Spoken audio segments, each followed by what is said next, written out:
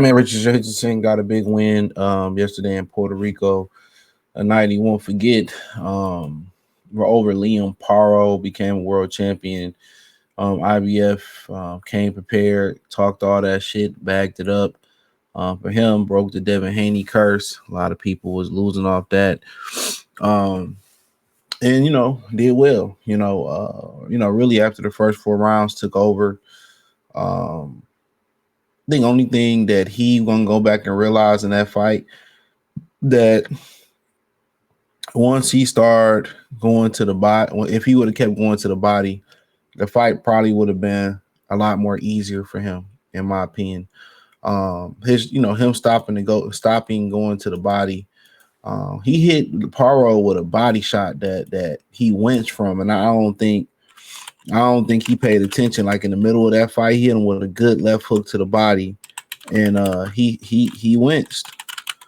Then there was another time, like right after that, a couple rounds after that, he hit him with another body shot, combination shot, and it slowed him down. So Paro didn't like those body shots, and had he kept going to the body, I think that the fight would have even been more easier than what it was. And it was just his right hand, his straight left hand, his jab and his straight right hand that carried the day, and it was his movement. Paro struggled with the foot movement. Paro tried to kind of throw his rhythm off with the irky jerky, bouncing up and down, stepping in. And what's so funny about it, people say, well, Hitchison don't have no power. Paro wasn't walking through that. He wasn't really trying to walk through that door. Every time Paro would throw punches, land or not land, he would take a step back. So he respected Richardson Hitchison's power. He respected it. He just couldn't walk through him. And, Hitchison proved that Lemos was just a bad night for him. Because Paro wasn't really, willing to get in there and, go balls to the wall. Even even when he, tried to excel out in the 11th and 12th round, Hitchison was just too slick for him. Hitchison was way too slick for him. And it was talks about him, saying that he wasn't ready for this fight and perhaps that he wouldn't take this fight. And he looked more than ready. And Paro wasn't no stiff fighter, but, he dispatched the Montana Love, which, it is what it is. That ain't really impressive. He ain't really shit. But, but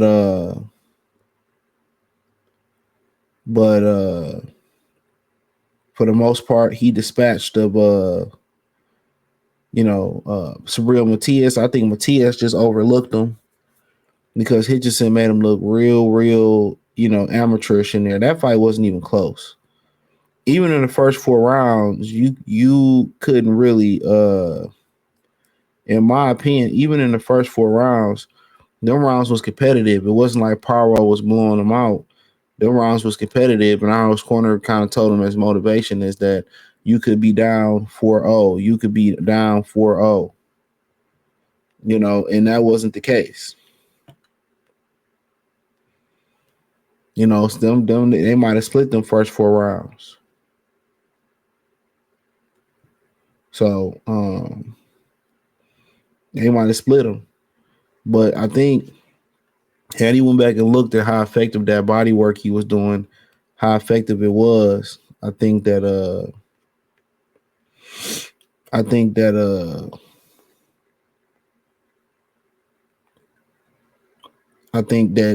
he would have seen that Paro really didn't like the body work. So just a lot of movement, straight left, straight right hands. Then what really kind of changed the fight was when he started throwing the straight. When he was in the middle of the fight, he started throwing the straight right hands. He started throwing them straight right hands. He started leading off with them. So that really threw Paro off as well too. That he just wasn't throwing 1-2s, and he started throwing that 2 off rhythm. And then he was calling some shots for Paro, but Hitchison was landing that left hook. So he started, sticking that right hand in there, and then he started landing that left hook. So then that became an issue. That became an issue. So he started sticking that right hook in there, that left hook in there, and it became an issue. And Paro really didn't have no answer. Paro didn't have no answer.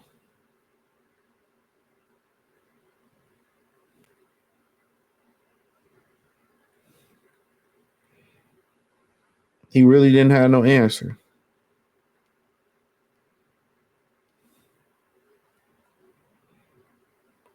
He really didn't have no answer. So he tried, he tried to jab and he tried to sell out, but by the time he tried to sell out, Hitchison was in he was in the groove. By the time he tried to sell out, Hitchison was in the groove. And when you let a fighter, you let any fighter get in the groove, whether it's a brawler, boxer, puncher, pure boxer, you let them get into a groove and get a rhythm and start being, they start being slick and, doing those type of things. You let them get into a groove, it's pretty much a wrap. So by the time Buddy got into by the time Buddy got into a groove, by the time Buddy wanted to try to sell out, it was too late. It was too late. By the time he got into that groove, it was just simply too late.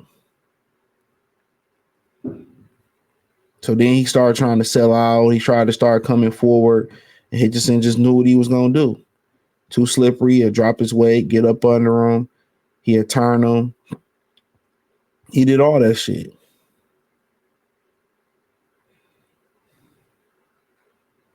So, yep. That's what it boiled down to. That's what it boiled down to. So, dude was just too slippery. Too slippery. Too slippery. So, like I said before, Paro was looking for a big fight, financial fight with George Kambosos. That shit stopped expeditiously. So,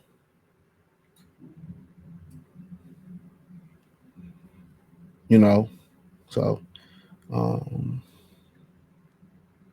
but Hitchison got a bright future now. Now, is he the most pleasing guy to watch fight? No. He's a slick fighter. He gonna do 1-2s and that's what he gonna do. That's what he gonna do. That's what he gonna do. So he gonna throw 1-2s and that's what you get. Might throw a 3 in there. If he gonna be elite, especially if he gonna move up in weight, if he gonna be elite, if he gonna be elite, he gotta be more saucy. Do more punch variety. Do different things. So, and that's what it boiled down to. And that's what it boiled down to. So, throw uppercuts, maybe double up some shots and throw combinations. They both were reluctant to throw combinations last night. So that's just the amount. That's just the amount of respect. That's just the amount of respect they have for each other.